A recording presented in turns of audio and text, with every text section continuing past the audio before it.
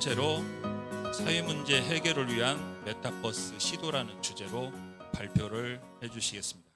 발표해 주실 분은 전북 디지털 사회혁신센터의 박형웅 센터장입니다. 큰 박수로 모시겠습니다.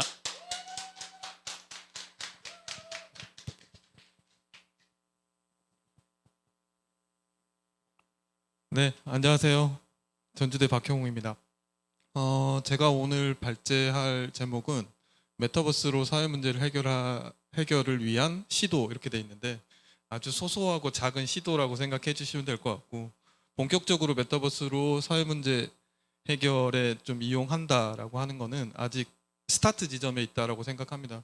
아직까지 어떤 방식을 써서 했을 때 사회 문제를 해결할 수 있을까에 대한 많은 논의가 필요할 것 같고 그런 논의를 하기에 앞서서 약간 먼저 이거를 한번 시도해봤다 라고 하는 관점에서 몇 가지 시사점을 발견한 게 있는데 그런 부분에 대한 말씀을 좀 드릴까 합니다. 자, 일단 첫 번째 그 메타버스를 바라보는 어떤 두 가지 안건이 있을 것 같습니다. 그래서 이를테면 문제의식 같은 건데 과연 메타버스는 우리 거품인가 유행인가 라는 거고요.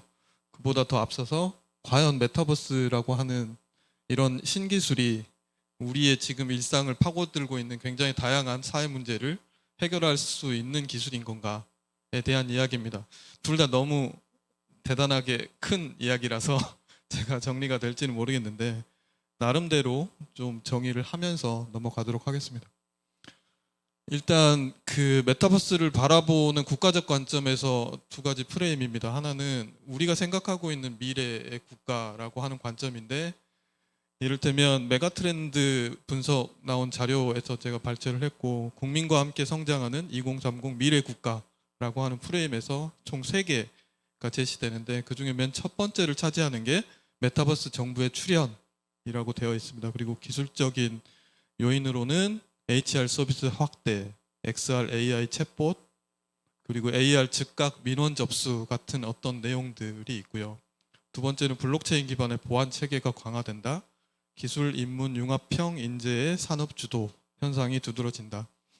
그리고 이런 다양한 어떤 메가 트렌드를 분석할 때 또 하나 빠뜨릴 수 없는 부분들이 과연 어떤 가치를 지켜가는 미래일 거냐 부분인데 차별 없고 건강한 2030 미래 사회라고 불리우는 어떤 메가 트렌드에서 보면 첫 번째는 역시나 환경 오염 및 기후 변화 대응, 그리고 두 번째는 사회적 대립 및 불평등 완화, 그리고 세 번째는 사회적 불확실성 해소입니다. 물론 어떤 메가 트렌드 기술적 관점에서 좀 풀어낸 거라서 그 안에 흘러가는 어떤 기술적인 방식들을 보면은 겹치는 내용들은 클라우드나 IoT, AI, 빅데이터 혹은 블록체인, XR로 대표되는 최근의 신기술이라고 부를 수 있을 것 같습니다. 다양한 분야에서 2030 미래 사회를 그려내고 있죠. 이때 빠지지 않는 어떤 단어들 중에 하나인데 여기 보이실지 모르겠지만 지역 리빙랩이라고 하는 이름으로 사회적 불확실성을 해소한다라고 하는 게 미래의 우리의 모습이라고 하고 있고요. 지역 리빙랩을 지역 주민과 국내외 전문가들과 함께 해결하는 어떤 모듈을 우리는 2030 미래 사회의 어떤 한 부분이다라고 보고 있는 것 같습니다. 그런가 반면 지금 현재 우리 국민들의 생각에서 미래는 어떻게 보일까 보다는 현재를 어떻게 보고 있느냐를 보면 우리보다 훨씬 잘 사는 나라들 OECD 국가들 기준으로 했을 때 정말 재밌는 표입니다. 그러니까 최근에 기사화도 된 것 같은데 1위가 우리나라를 제외한 거의 대부분의 나라에서 가족이 가장 큰 가치다라고 생각하고 있고요. 두 번째는 역시 직업이라든지 뭐 친구 뭐 이 정도가 있겠고요.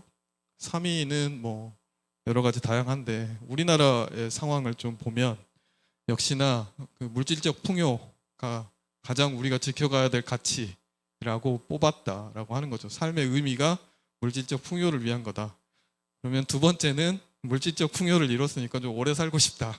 그래서 건강 이렇게 되는 것 같고요. 마지막 3위 정도가 가족이라고 하는 겁니다. 이렇게 우리가 삶의 의미로 뽑은 5개의 가치가 다른 나라들과 이렇게 차별적으로 보이는 거는 OECD 국가 중에서 우리나라가 갖고 있는 어떤 사회 문제와도 무관하지 않다라고 생각합니다. 자살률이 높고 그리고 빈부격차를 가장 크게 느낀다. 하는 어떤 측면인데, 여전히 대한민국은 사람들로 보면 물질적 풍요를 바라는 어떤 정신이 혹은 그런 가치가 전반적으로 좀 중요한 시대에 살고 있다라고 하는 점이 좀 특징적이죠. 아까 좀 전에 보여드렸던 우리가 꿈꾸는 이런 미래 국가와 국민들이 현재 생각하고 있는 어떤 지켜야 되는 가치 사이에는 분명한 어떤 괴리가 발생하고 있는 거죠.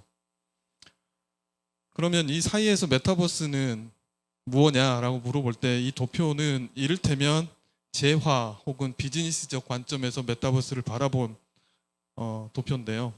맨 아래쪽부터 보면 가상현실이 맨 아래쪽이라고 보면 중간 정도가 이제 실제 세계, 그리고 증강현실이 있고요.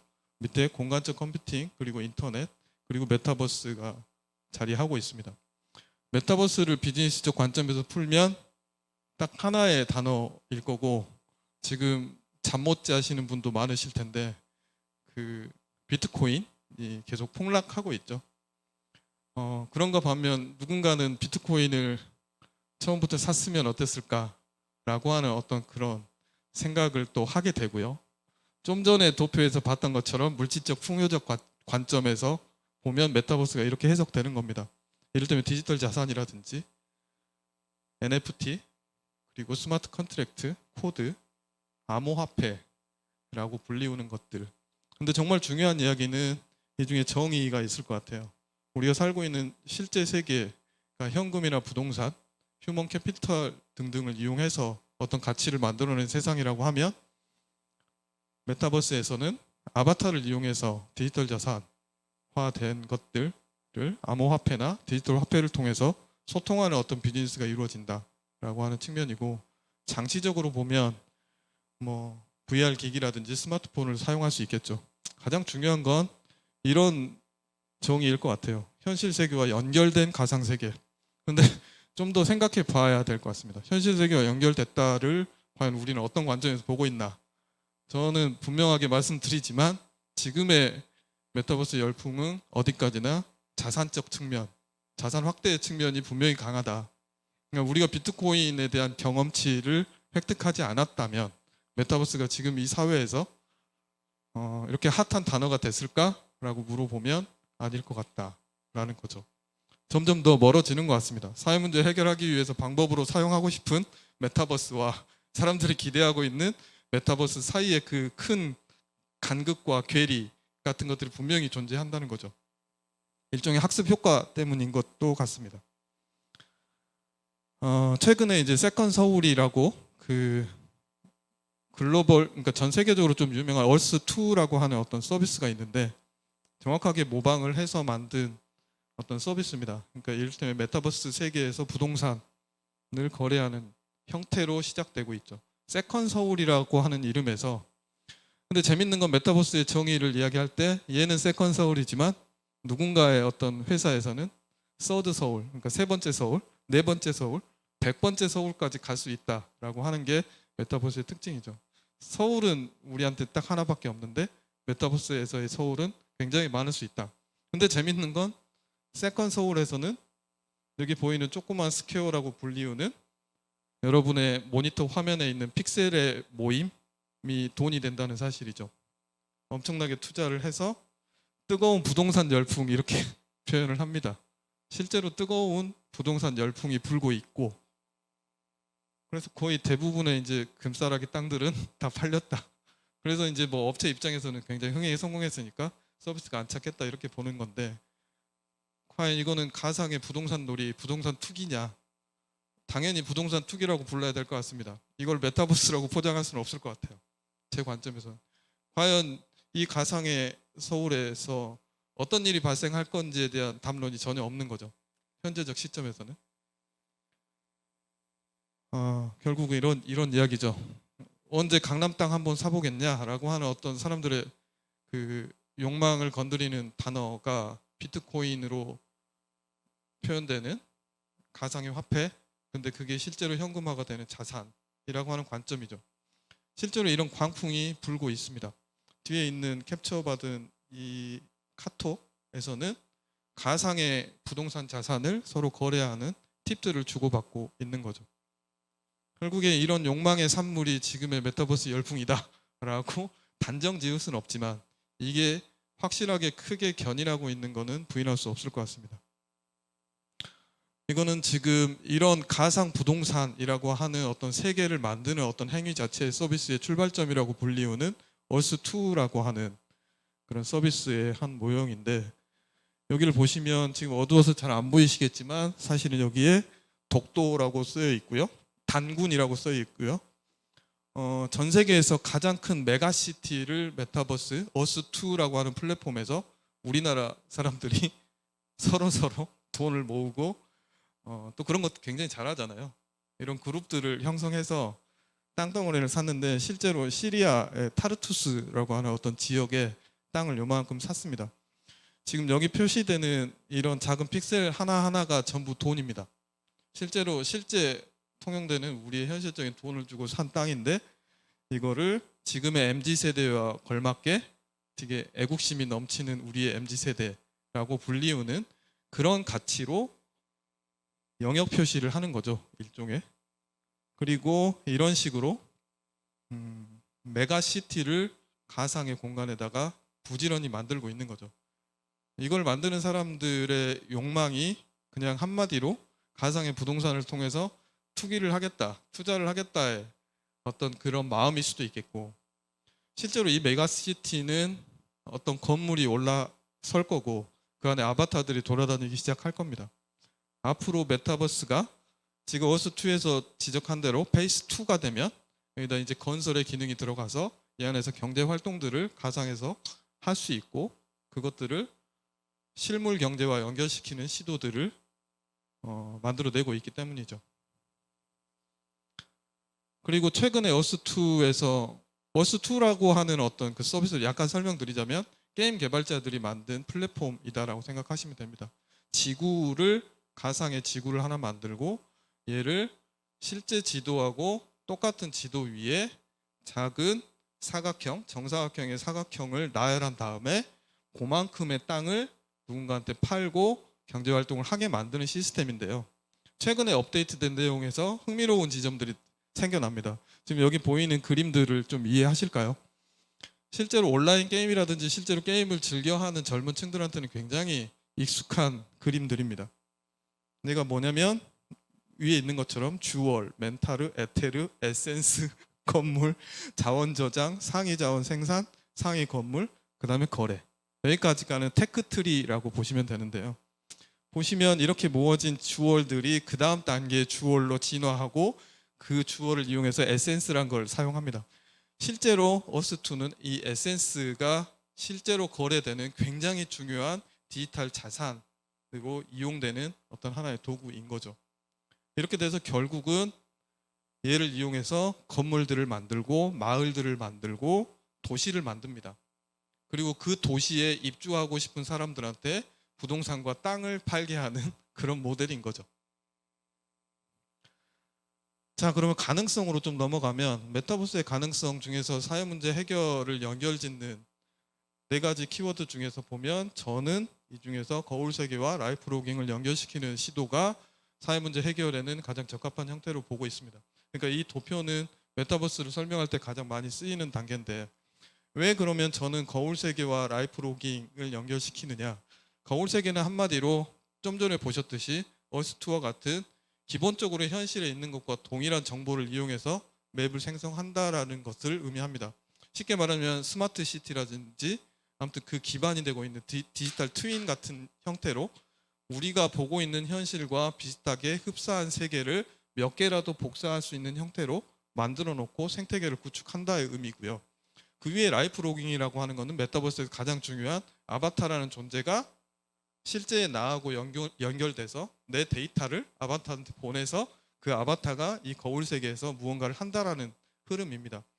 과연 그러면 이 2가지를 연결했을 때 제가 보는 가능성이라면, 만약에 우리 현실에서 발생하는 다양한 문제들에 대한 데이터 같은 것들이 실시간으로 거울 세계에 입력이 된다면 충분히 시뮬레이션이 가능할 거다. 사람 몇 명이 모였을 때 어떤 효과가 발생했는지, 그 사람들 몇 명이 이동했을 때 그 사람들의 생활 습관에 대한 데이터가 어떻게 바뀌면 어떻게 예측되는지에 대한 시뮬레이션이 충분히 가능할 거다라고 하는 가설이 가능합니다. 그리고 그게 가능하면 아바타가 현실과 연결될 수 있으면 지금의 현실에 대한 문제의 진짜 실체를 판단하는데도 도움이 될 수 있을 거다라는 식의 연결이 가능할 것 같습니다. 그래서 보면 이런 메타버스를 중심으로 해서 메타버스 2.0이라고 이제 뭐 부르더라고요. 그래서 초세계로 지금까지는 이런 4개 분면에서 각각의 산업 영역들이 따로 놀았다면 이제 5G의 급격하게 빠른 속도의 어떤 정보통신 기술의 발달로 서로 연결되는 형태를 취하게 된다라고 보고 있는 건데요. 보면 그 중에서 5G라고 제가 설명드렸던 이 기술들을 이용해서 우리는 첫 번째 사회 현안을 해결하기 위한 융합 서비스를 발굴한다를 나라에서는 아까 설명드렸듯이 2030 그 메타버스를 중심으로 한 5G를 중심으로 한 어떤 디지털 기술로 사회 문제를 해결하는 것에 도달하게 되는 거죠. 예를 들면 코로나19 피해 경감을 위한 메타버스 마켓 같은 것들이 지금 시도되고 있습니다. 그러니까 소상공들이 밀집한 어떤 재래시장 같은 데에서 메타버스 기반 온라인 마켓으로 구현해서 실제로 재래시장에서 장 보는 것 같은 효과를 온라인 마켓에서 장을 보는 것 같은 것처럼 연결짓는 활동들이 지금 시도되고 있습니다. 그리고 또 하나는 이제 메타버스로 본격적으로 사회 문제를 해결하기 위한 시도들이 일어나고 있는데요. 아직 초보 단계라고 말씀드렸듯이 공모전이라는 이름이 붙습니다. 사업이 아니라 공모전이에요. 이게 될까 안 될까? 당신들 어떤 생각 갖고 있어? 알아보기 위해서 흔히들 뭐 속된 말로 간보기를 하는 거죠. 메타버스로 사회 문제 해결할 수 있는지 간보기 위해서 이를테면 공모전 같은 걸 합니다. 그래서 초등부, 중등부, 고등부, 대학부 이렇게 나눠서 내가 그려보는 스마트 시티, 세상을 바꿀 미래 직업, 사회문제 해결 챌린지라는 테마로 각각의 공모전을 했죠. 그래서 그 결과가 발표된 게 초등부 학생 같은 경우에는 우리 미래 도시를 메타버스에서 이렇게 그려놨는데 실상 이 초등학생이 생각했던 미래는 교통 지옥으로부터 탈출할 수 있는 가장 효과적인 메타버스라고 생각하는 관점이었고요. 두 번째 중등부에서는 과연 그린시티가 내려앉는 우리의 현실의 모습은 어떨까에 대한 미래 모습이었고요. 고등부에서는 역시나 직업이나 앞으로 일자리에 대한 문제, 거기에 대해서 궁금한 것들을 상담할 수 있는 어떤 체계를 만드는 것들로 다양한 아이디어가 나온 거를 알 수 있습니다. 이렇게 보듯이 시뮬레이션적인 어떤 효과라든지 지금의 문제를 더 두드러지게 보이는 방식으로 메타버스에 대한 아이디어가 나오고 있다를 알 수 있고요. 저희가 메타버스에서 생각했던 것처럼 메타버스는 굉장히 고화질의 굉장히 고품질의 어떤 영상이라든지 그래픽으로 승부하는 세계라기보다는 아바타가 쉽게 접근하거나 누군가가 쉽게 어떤 세계를 창조할 수 있는 공간으로서의 매력을 갖고 있다라고 생각하시면 될 것 같아요. 두 번째는 이제 솔직 챌린지라고 하는 이름으로 이건 역시도 공모전입니다. 어쨌든 공모전을 좀 실시를 했고요. 그래서 나오는 거 보면 대상으로는 코로나 세이퍼라는 형태로 자신의 동선이 겹치는지 안 겹치는지를 비롯해서 다양한 사회 문제들을 메타버스를 통해서 해결하겠다라고 하는 아이디어가 제시됐죠. 근데 결국 제가 생각하고 있는 메타버스로 사회 문제를 해결하는 궁극의 끝판왕이라고 부를 수 있는 형태는 싱가포르에서 지금 추진되고 있고 하고 있는 전체의 도시를 거울 세계처럼 지금의 모습 그대로를 가상의 세계에 구축한 다음에 데이터를 실시간으로 받아들여서 시뮬레이션 하는 효과, 스마트 시티에서 하려고 하는 어떤 행동들과 좀 비슷하겠죠. 이것들 사이를 아바타가 이 세계의 질서를 약간씩 바꿔갈 수 있는 어떤 가능성이 열려있는 세계, 이 정도가 우리가 생각할 수 있는 마지막 도달 지점이 아닌가 싶습니다. 그럼 전주의 이야기로 살짝 들어가 보겠습니다. 지금 전주에서도 메타버스 얼라이언스부터 시작해서 메타버스에 대한 지원 그리고 각각 다양한 정책적인 어떤 시도들이 이루어지고 있고요. 그리고 이를테면 전주는 관광의 도시처럼 알려진 것처럼 전주 한옥마을을 메타버스로 거니는 어떤 맵을 만들거나 아니면 전주형 메타버스 추진 동력을 구축한다든지 시도들이 있습니다. 그리고 스마트 시티도 무럭무럭 열심히 하고 있고 두 개를 지으려는 어떤 시도도 진행되고 있습니다. 근데 진짜 저희 전주의 진짜 현실의 문제를 말씀드리자면 스마트 시티고 혹은 메타버스고 간에 상관없이 우리가 느끼는 전라북도 대중교통 이용 만족도가 거의 전국에서 꼴찌인 어떤 도시, 이를테면 폭염, 여름이 오면 가장 더운 대구와 필적할 만한, 그리고 관광객은 전국 5위 수준인데 이를테면 도시 열섬은 전국 1위, 미세먼지는 전국 1위. 아무튼 이런 여러 가지 전주시가 갖고 있는 위기라든지 전라북도가 갖고 있는 여러 가지 문제점, 현실의 문제점들이 있습니다. 과연 이런 당면한 문제들과 메타버스 스마트 시티는 어떻게 연결짓느냐, 정말 숙제 같은 일이죠. 더더욱 큰 문제는 전라북도는 마이너스 3.5%의 인구 증감 추이를 갖고 있어요. 인구가 없다는 이야기인 거죠. 실제로 경제 활동을 할 사람도 없고 실제로 없어지게 되는. 과연 이 인구 증감 혹은 인구 감소, 인구 절벽이라고 불리우고 지역들이 없어져가는 아무튼 이런 위기 앞에서 메타버스로 뭘 할 수 있을까? 라고 하는 어떤 이런 질문들은 굉장히 공허하게 느껴질 것 같기도 합니다.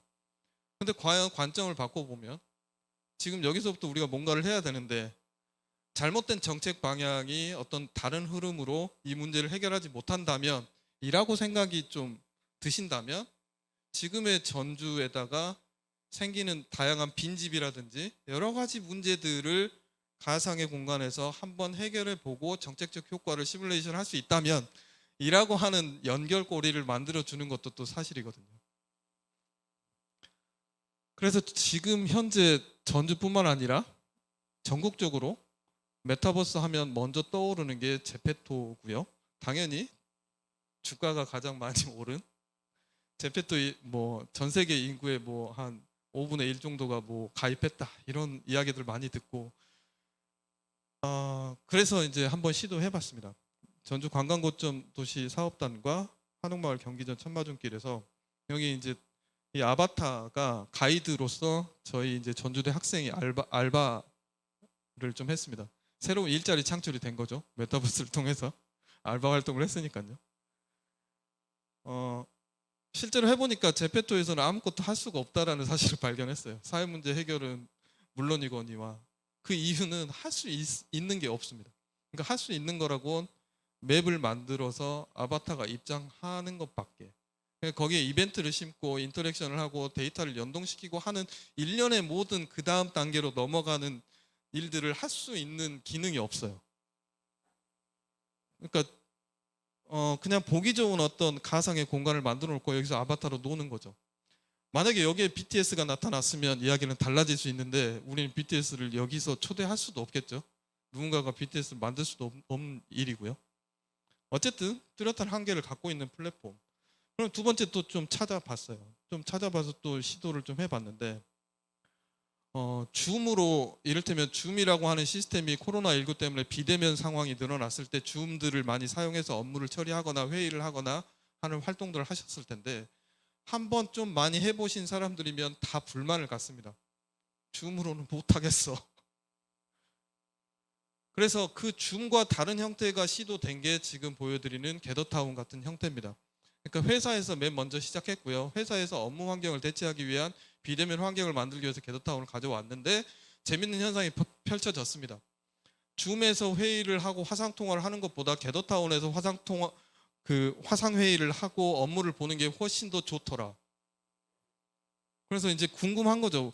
도대체 왜 업무 효율도 더 높아졌고 왜 참석자들이 자신의 의견을 발표하고 아무튼 이런데 훨씬 더 게더타운이 나았을까? 얘가 아까 제페토하고 비교하면 얘는 2D 그래픽입니다. 그러니까 전혀 3D 그래픽이나 이런 거 상관없이 굉장히 촌스러운 예전에 그 싸이월드 시절로 돌아간 것 같은 그런 그래픽을 자랑하고 있죠. 근데 놀라운 일은 이 안에 줌과 다르게 아바타가 돌아다니면서 그 누구나 붙잡고 이야기할 수 있는 기능이 있다는 거죠. 게더타운의 가장 큰 특징입니다. 줌에서는 우리가 회의를 하려면 어떻게 합니까?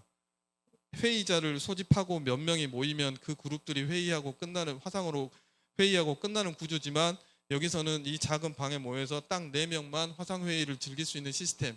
이게 가장 큰 차별점인데 이거 하나만으로도 코로나19 때문에 집에서 근무하는 직장인들은 마음의 평화를 얻었다고 합니다. 아까 공감이라는 키워드도 말씀 주셨는데 우리가 진짜 줌과 제페토와 게더타운을 아우르는 그 틈바구니에서 발견해야 될 지점들은 사람들이 아바타를 조작해서 무언가 업무 처리할 때 그 중간에 느끼는 그 불편함이라든지 어색함 같은 것들, 그 디테일을 어떻게 발견할까의 문제라고 생각합니다. 여전히 불안합니다. 게더타운 역시도. 그래서 저희도 네트워크 파티를 했는데 사람들이 이건 뭐냐 그래서 거의 실패로 돌아가서 다시 줌으로 돌아왔다는 씁쓸한 이야기입니다. 근데 여기서 포기할 수 없었고 지금 여기 있는 전주 사회혁신센터와 함께 위대한 작은 발걸음이라는 행사를 메타버스로 게더타운에서 좀 구축을 해봤습니다. 재밌었던 거는 이 안에 전주 사회혁신센터에서 각 지역마다 사회 문제를 발견하고 그것들을 포스팅하는 어떤 그런 사업들을 좀 진행했었는데요. 보면 송천동의 문제점들을 정말 아쉽게 생각하는 지점 중에 하나인데 얘가 지금 이미지예요. 이게 진짜 데이터면 얼마나 좋겠습니까? 사람들이 아바타로 들어와서 자신의 동네에 있는 여기 보면 전주시에 있는 다양한 동들이잖아요. 들어가서 자신들의 문제를 여기다 포스트잇 붙이듯이 아바타들이 작성할 수 있었으면 얼마나 좋았을까인데 시간이 짧아서요. 이미지로 작업한 겁니다. 제가 시간이 좀 부족하겠죠. 어쨌든 그리고 재밌었던 것들은 주민들이 올렸던 사진전 같은 것도 훨씬 다양한 방식으로 많은 데이터들로 사진전을 열 수 있는 어떤 터널을 제공하기도 했습니다. 다른 메타버스라든지 다른 플랫폼, 웹이라면 좀 이야기가 다르겠지만 웹과는 또 다른 느낌의 의미로 사진전도 개최가 가능했었고요. 그리고 각 사업들을 아카이빙한 자료들도 일목요연하게 메타버스 안에 구축할 수 있었습니다. 그리고 재밌는 건 행사가 끝났지만 이 메타버스는 여전히 열려 있습니다. 들어가서 볼 수 있다는 거죠. 이미 박제돼 있어요. 이미 서버에 들어가 있기 때문에. 그러니까 메타버스로 뭔가를 한다라고 하면 행사나 이벤트를 하고 끝나는 메타버스는 안 하셨으면 좋겠고 이것들이 남아져서 있어서 누구 단 한 명의 아바타라도 들어와서 우리가 했던 활동들을 볼 수 있다면 이라고 하는 견지에서 진행을 해주셨으면 좋겠다. 이런 생각이 있습니다.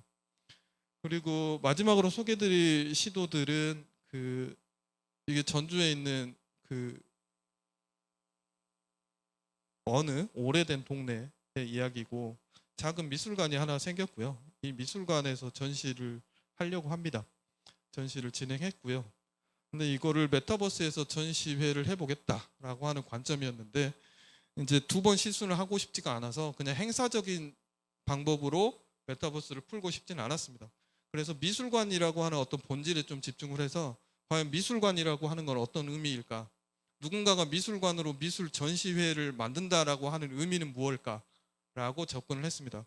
그래서 총 10명의 50개 되는 작품들을 이용해서 미술관을 1년에 한 번도 안 가고 최근 3년 동안 한 번도 가본 적이 없는 학생들이 본인들만의 미술관을 만들면 어떨까라고 하는 어떤 무언가의 월드를 만드는 툴로서 메타버스를 좀 사용해 봤습니다. 이런 시도들은 버추얼 미술관이라는 이름으로 가상으로 미술관을 감상할 수 있는 어떤 컨텐츠로는 많이 나왔지만 저희가 시도했던 것처럼 미술관을 하나의 컨텐츠로 기획하는 것들은 거의 처음이었죠. 그리고 이게 가능했던 이유는 이게 전주시에 있는 예술가들 10명이 예술 수장고라는 사업들을 진행했습니다. 예술 수장고는 예술품이 손상되지 않도록 보관하는 장치인데 우리 가게 예술 수장고는 예술 작품을 가게에 보관을 합니다. 그래서 이 가게에 방문한 사람들이 그 작품들을 볼 수 있게끔 하고 관리할 수 있게끔 만든 사업인데 여기에 참여했던 작가들이 전부 들어와서 이런 공간을 만들었습니다. 그래서 총 10명의 작가, 학생, 퍼실리테이터가 만나서 탄생했는데 이게 로비입니다. 로비를 만들었고요. 이게 총 28개 이제 학생들이 만든 미술관의 기획서입니다. 그러니까 미술 큐레이션을 한 거죠. 미술 모르는 사람이 지은 미술관이라고 하는 이름으로 게더타운 내에 자신만의 미술관을 만든 거죠. 특별한 미술관이라고 하는 이름도 있고요. 누아르우어라고 하는 제목도 붙였고요. 어린 왕자. 놀라운 경험이었습니다. 그러니까 실제로 작품을 큐레이션 한다라고 하는 게 전문가의 영역이었지만 학생들한테 아주 작은 힌트만으로도 본인들만의 미술관을 만들 수 있었던 거죠. 보시면 이게 학생들이 만들었던 게드타운에 만들었던 미술관입니다. 거의 현대 미술, 네, 현대 미술의 응집한 듯한 환경들을 만들어낸 거죠. 이 2D로 되어 있고 간단한 기술이었지만, 그리고 한 3주 정도밖에 되지 않은 개발 기간이었지만 다양한 시도들을 했던 거죠. 실제로 구글에서는 이런 어떤 작업들과 하는 것에 필적한 결과를 냈다 자평하고 있습니다. 그리고 이거는 돈 엄청 많이 들어서 만든 LG 시그니처 냉장고 땡땡땡 하는 어떤 그런 미술 작품과도 같은 건데, 네, 이런 형태인데, 그리고 이게 아트센터 나비에서 뭐 이렇게 했던 건데, 저희가 양적으로도 훨씬 많고요, 취지로도 훨씬 더 괜찮습니다. 그래서 안에 좀 보면은 역시나 게임학과 학생들이 있기 때문에 이거 보십시오. 이게 이제 실제 그 예술 작품입니다. 조각 작품인데, 이 학생들이 미술관 묘사한 것들을 보면 무슨 미래 세계 멸망한 지구의 모습 가운데 작품 하나가 딱 있죠. 들어가서 보시면 이제 작품의 제목은 절규의 진실. 훨씬 더 효과적이지 않습니까? 그 어떤 미술관에 가서 구경하는 것보다. 그리고 이 미술관 바닥이 작품이에요. 예, 이런 풍경 작품 위에 이제 아바타 우리 관람객들이 작품 위를 걸어다니는 어떤 묘한 어떤 경험을 할 수 있는 놀라운 상상력이죠. 이렇게 아름다운 어떤 들판을 가다 보면 마주치게 되는 미술 작품이 있는데, 여기에 갑자기 이제 불시착한 우주선도 하나씩 좀 보이고요. 그래서 그 방금 보여드렸던 어떤 이런 미술관을 만들었던 이 경험 자체는 학생들도 그렇고 작가들한테도 많은 영감을 줬습니다. 작가들이 실제로 이 메타버스를 보고 이제 너무 충격을 많이 받으신 거예요. 자신의 작품 혹은 이렇게 모인 작품을 이렇게 해석해서 이런 공간에서 표현될 줄 알았다라고 생각하시는 작가들은 없었고, 본인들은 긴가민가 했던 거죠. 적극적으로 이제 이런 활동들을 하겠다라고 하는 어떤 생각까지도 확장이 된 거죠. 그래서 급작스럽게 제가 결론을 좀 내리자면, 메타버스로 사회 문제 해결하려고 한다라고 하는 시도들은 결국은 메타버스를 우리가 어떻게 이해하고 있느냐에 따라 좀 다를 것 같아요. 두 번째는, 만약에 기술적인 요소, 가상현실이나 증강현실로만 사용할 때에는 그냥 사회 문제를 직접적으로 해결하는 쪽으로만 그걸 사용하셨으면 좋겠다. 그리고 만약에 IoT를 활용하는 어떤 솔루션이 이제 사회 문제 해결에 필요하면 메타버스를 만들어 놓고 그 IoT에서 받아들인 데이터를 이용해서 아카이브 하는 방식으로 고민해도 괜찮겠다라고 하는 거고요. 그리고 많은 사람들을 특정 이슈에 참여하게 하고 소통하는 형태로는 아직까지도 메타버스는 MZ 세대로 대표되는 혹은 10대라고 대표되는 그 어린 세대들이 주로 활동하는 무대입니다. 따라서 그냥 무작정 모든 문제 해결에 메타버스를 적용하는 것보다도 그들 타겟층에 집중하는 게 좋겠다라고 하는 쪽이고, 일단 저는 그래서 결론적으로 메타버스는 일단 아카이브나 시뮬레이션 쪽으로 먼저 좀 집중하면 어떨까라고 조심스럽게 제안을 좀 드리고 싶습니다. 그래서 그렇게 좀 시작해도 괜찮겠다라고 보고 있고요. 그리고 이거는 약간 상관없을 수 있겠지만, 모든 사회 문제는 당장 우리가 닥쳐 있는 기후 위기하고 연결돼 있다라는 생각을 항상 좀 하셔서, 기후 위기가 가져오는 어떤 환경이나 맵, 결국은 메타버스는 월드를 만들고 월드를 살아가는 아바타의 이야기인데, 그게 지금 닥친 기후 위기하고 연관성이 없다면 그것도 너무 이상한 세계거든요, 제 관점으로. 그래서 이제 앞으로 이제 그 전주대를 비롯한 전북 디지털 사회혁신센터에서 하고 싶은 거는 기후 위기하고 메타버스하고 어떻게 연결지어서 데이터와 연동하게끔 할 수 있을까에 대한 연구를 계속 할 생각입니다. 예, 마지막 쪽입니다. 들어주셔서 감사합니다.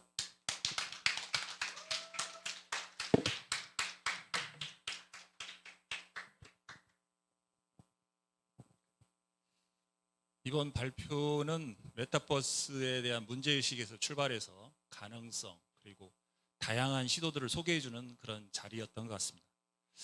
제 개인적으로는 그 7년 전에 제가 이 메타버스라는 용어를 사용한 과제를 했던 기억이 납니다. 그 당시만 해도 매우 막막하고 폭넓게 사용되리라고는 전혀 예측을 하지 못했는데 오늘 이 자리에 통해서 그 가능성을 좀 엿본 것 같습니다. 메타버스에 대한 가능성과 다양한 시도를 소개해 주신 우리 박형훈 세타님께 다시 한번 큰 박수 부탁드리겠습니다.